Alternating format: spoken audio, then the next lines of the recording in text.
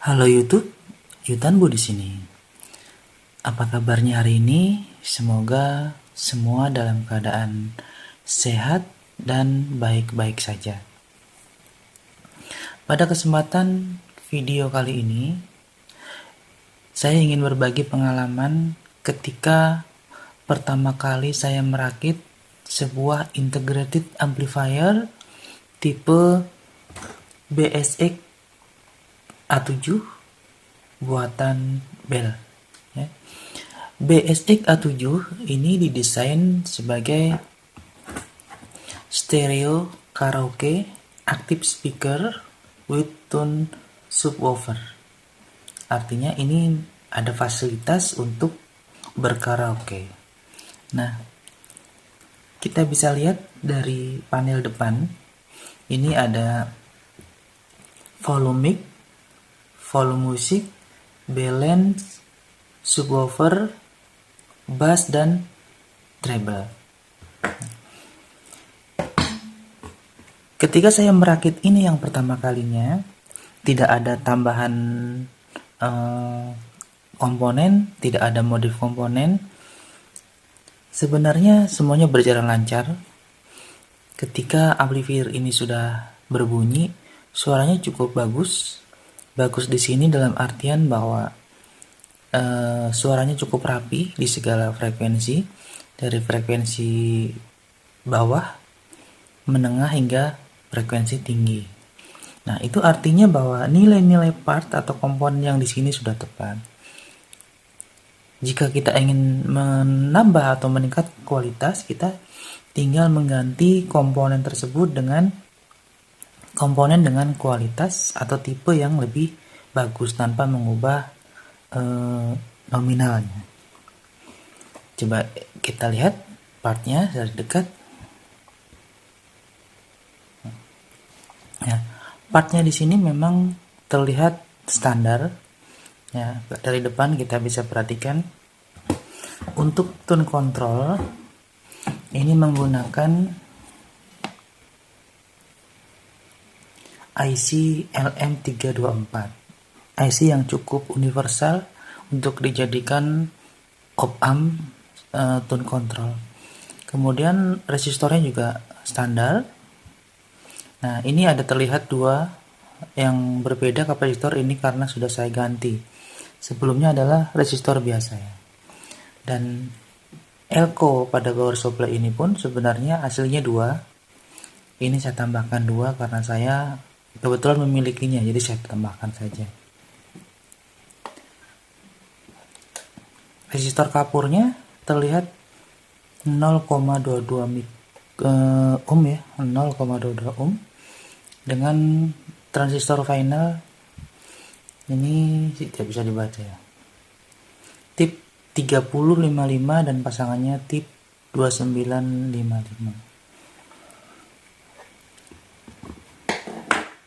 Nah, sebenarnya amplifier ini cukup recommended, artinya dengan harga di bawah 200 menghasilkan suara yang bagus. Nah, akan tetapi dengan sebuah catatan.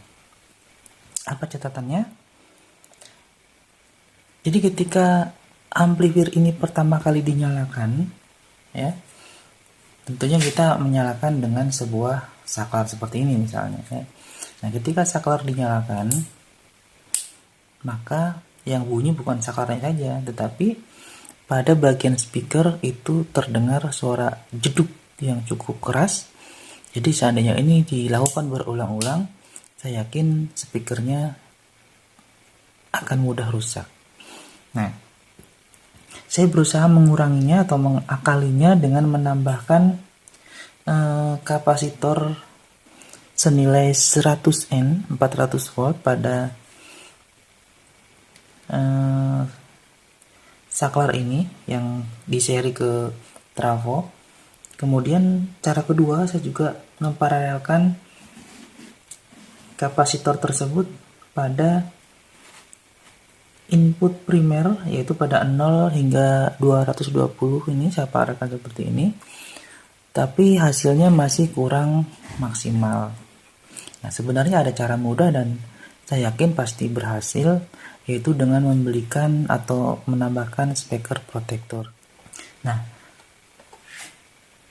saya menggunakan cara sebagai berikutnya. Sekarang kita perhatikan bahwa ini ya, sambil saya sudah buatkan skemanya juga di sini. Nah, input yang masuk ya di sini ya, ini apa, ini adalah input yang masuk dari RCA seperti ini masuk, itu langsung diumpankan ke speaker ke potensio volume. Jadi potensio volume ini letaknya di depan. Begitu juga dengan mic volume atau volume mic ya. Nah, kalau digambar skema, jadi input mic masuk ke potensio mic atau volume mic, kemudian disalurkan lewat sebuah resistor. Ini resistornya di sini. Ini resistornya. Pada bagian musik juga diumpankan pada input jack RCA masuk, kemudian dikeluarkan dengan disalurkan lagi dengan resistor 15 kilo. Nah, di sini letaknya, ini tapi sudah saya cabut. Di sini terjadi pertemuan mixer antara sinyal mic dengan sinyal musik. Kemudian teruskan dia melalui kapasitor input di sini ada dua. Saya gambarkan mono saja ya supaya mempermudah gambarnya. Kemudian lanjut masuk ke IC atau op-amp-nya, masuk ke tune control. Nah, dari tune control ini disambungkan ke power. Jadi ini ada bagian dua, ini tune control, ini powernya. Dimasukkan ke power ini melalui resistor 1 kilo. Ini resistor 1 kilo sudah saya cabut ya, 1 kilo ini. Nah, 1 kilo saya gambarkan di sini juga masuk ke power amp. Nah, berarti dengan keadaan seperti ini, maka posisi power amp di sini tidak ada potensio ya, tanpa potensio. Artinya apa? Bahwa di sini selalu terbuka full. Artinya sama saja dengan volume maksimal.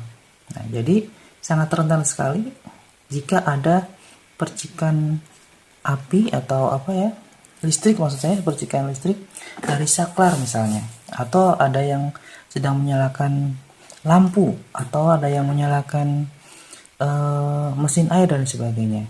Nah, jadi ketika kita nyalakan seperti ini, maka arusnya akan sangat deras masuk ke power karena pintunya terbuka lebar. Nah, mungkin karena itulah jadi bunyi jeduk itu sangat keras di speaker.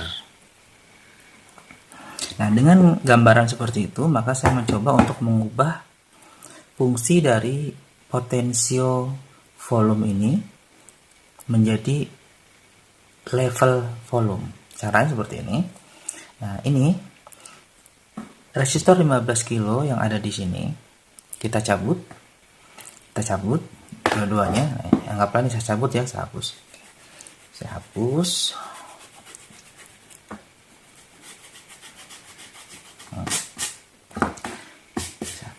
Berarti potensi yang 100 kilo ini tidak menyambung ke apa-apa ya, tidak ada jalur kemana-mana. Nah, kemudian yang 15 kilo ini jangan dibuang, kita tempelkan di jack RCA nya sini, yang 15 kilo tadi, kemudian kita sambungkan ke bagian tadi, pertemuan antara 15 kilo dari musik ke resistor dari mic. Jadi di sini ya, sambungkan.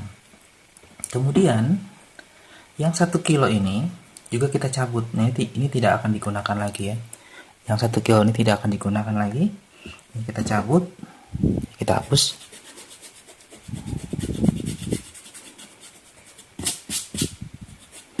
Nah, kemudian menyambungnya dengan apa? Yaitu dengan cara memanfaatkan volume yang ada di depan ini, volume input tadi.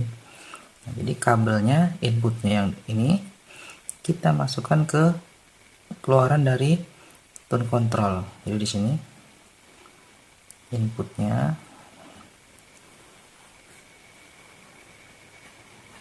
nah input, kemudian masuk ke potentiometer. Nah bagian outputnya ini kita sambungkan ke input dari power. Nah dengan demikian maka meskipun letaknya tidak berubah tapi depan, tapi fungsinya bukan berada di depan sebagai potential input atau volume input, tapi ada di antara tone control dan power amplifier. Jadi sebenarnya letaknya di sini. Mudah-mudahan bisa dimengerti ya. Sekarang kita balik. Nah ini dia, ini kabelnya yang saya sambungkan tadi. Cukup mudah sebenarnya, tinggal kita harus teliti melihat jalurnya saja. Nah itu modif yang jalan dan hasilnya cukup signifikan. Jadi bunyi yang jeduk itu sudah hampir hilang, boleh dikatakan 90% hilang, tinggal sedikit sekali. Nah kenapa masih ada? Karena memang saya mencobanya tidak di dalam box, dan nanti ketika dimasukkan ke dalam box, mudah-mudahan yang sisa 10% tadi akan benar-benar hilang. Nah tapi kalau ingin hilang 100% bisa ditambahkan speaker protektif. Nah kira-kira itulah yang bisa saya sharing kepada teman-teman. Mudah-mudahan ini bermanfaat. Jika teman-teman merakit sebuah integrated amplifier dan mengalami masalah yang kurang lebih sama dengan yang dialami oleh saya ketika merakit BSX A7 ini. Setelah ini, pada video berikutnya jangan lupa untuk ditonton terus. Jika berkenan silahkan di subscribe agar tidak ketinggalan jika saya mengupload video baru, karena setelah ini saya akan merangkainya ke dalam sebuah box yang saya buat cukup sederhana dari kardus. Nah biar tidak ketinggalan, silahkan di subscribe channel ini. Terima kasih sudah menonton video ini, semoga bermanfaat dan kita ketemu di video berikutnya. Sampai jumpa.